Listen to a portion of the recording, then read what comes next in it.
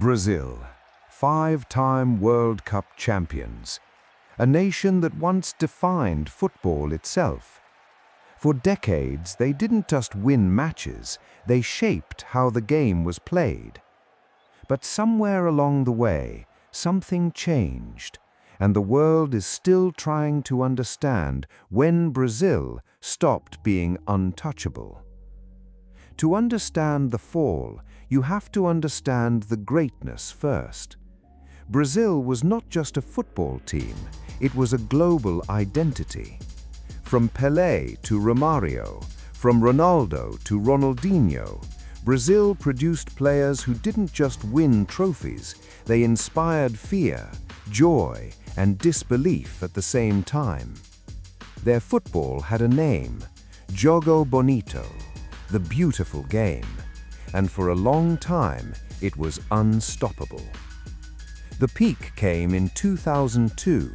Ronaldo, Rivaldo, Ronaldinho, a team built on creativity, confidence, and chaos. They won the World Cup in Japan and South Korea, and the world believed something simple: Brazil would always be there, at the top. But football does not stay still, and after 2002, something began to shift, slowly at first, then all at once. The first warning signs were subtle. Since winning that 2002 World Cup, Brazil reached only one World Cup semi-final. 6 major tournaments ended before the final, despite arriving as favorites almost every time. The magic was still there in moments, but the control was gone. And slowly, Brazil stopped looking like Brazil. Then came 2014. The World Cup was at home. Everything was supposed to be perfect. A nation waiting for glory in its own backyard. But instead, it became history's most painful memory. Germany 7, Brazil 1. A scoreline that did not just defeat a team, it broke something much deeper. It broke belief, it broke identity, it broke the illusion that Brazil was still untouchable. Before that night, Brazil had never lost a competitive home match by more than 3 goals. Germany beat them by 6. After that moment, Brazil entered a new era. An era of pressure, an era of expectation, and an era of dependence. Because now, everything was placed on one name: Neymar. By 2023, Neymar had surpassed Pelé as Brazil's all-time goal scorer, yet the World Cup success never followed. A generational talent carrying a nation's hope and breaking under the weight of it. Every tournament became the same story. From 2014 to 2022, Brazil won 20 of their 24 World Cup matches.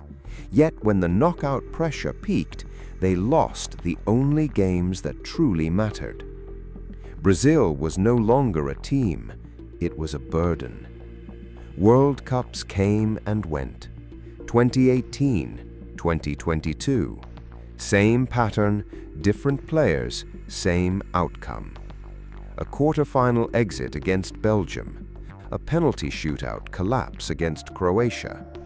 Each time the post-mortems were the same. Too dependent, too disorganized, too much noise. 3 managers in 2 years followed. None of them lasted. None of them solved it. The CBF, Brazil's football federation, kept making decisions based on politics rather than football, and the results kept getting worse. Then came the 4-1 defeat to Argentina at home, in the Maracanã, Brazil's own cathedral. And that was enough.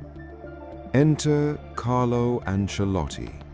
Not the obvious choice, a manager who had won league titles in Italy, England, Germany, France, and Spain, a feat no coach in football history had matched. Not Brazilian, never managed a national team before.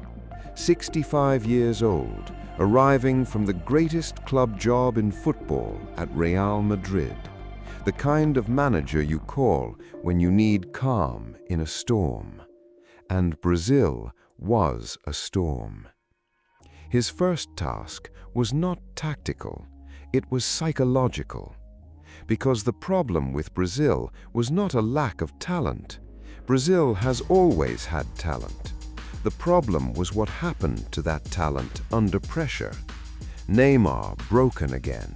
Vinicius Jr. brilliant at club level, invisible at tournaments. Rodrigo, Endrick, Rafinha. Players who could start for any team on earth, but together, somehow, less than the sum of their parts. Ancelotti looked at that and did something Brazilian managers had been afraid to do. He made it simple. No more trying to play the ghost of Jogo Bonito. No more trying to be the 2002 team. Just structure, just clarity, just a system that gave the best players in the world the freedom to be themselves without the burden of being Brazil. He moved Vinicius centrally. He gave Rodrigo license to roam. He built the midfield around Gerson and Bruno Guimaraes, players who work in the dark so the stars can shine in the light. Early results were promising. Then came the Argentina match, 4-1 at home. For a moment, it looked like nothing had changed. Same Brazil, same collapse, same headlines. But here is what was different. Ancelotti did not panic. He did not change the system. He did not call a crisis meeting or drop half the squad. He said publicly that the result was unacceptable, and then he went back to work. That response, quiet and cold and focused, is what separates him from every Brazilian manager of the last decade. Because Brazil's problem was never the football, it was the noise around the football. The CBF interfering, the media demanding, the fans expecting miracles every 3 days. Every previous manager drowned in it. Ancelotti is the first one who seems genuinely unbothered. And that matters more than any formation. Because Argentina showed the world what happens when a national team is given time, structure, and a manager who cannot be rattled. 7 years of work, 4 trophies, 1 vision. Brazil are attempting the same reset, but later, under more pressure, with the World Cup already on the horizon. The 2026 World Cup is in North America. 48 teams, the biggest tournament in history. For the first time in more than 2 decades, Brazil enter a World Cup cycle without being considered the team to beat. They arrive as a question. Can Ancelotti do in 2 years what Scaloni did in 7? Can Vinicius finally become a tournament player instead of a training ground legend? Can a nation that invented the beautiful game rediscover it under a man from Reggiolo who once won 5 league titles in 5 different countries? Nobody knows. And that is exactly what makes Brazil dangerous again. Not the certainty, the hunger. A team that has been humiliated, questioned, and counted out. A manager with nothing left to prove and everything left to win. A group of players who grew up watching Brazil lose and are desperate to be the generation that changes it. They have the talent. They now have the structure. The only thing left is the moment.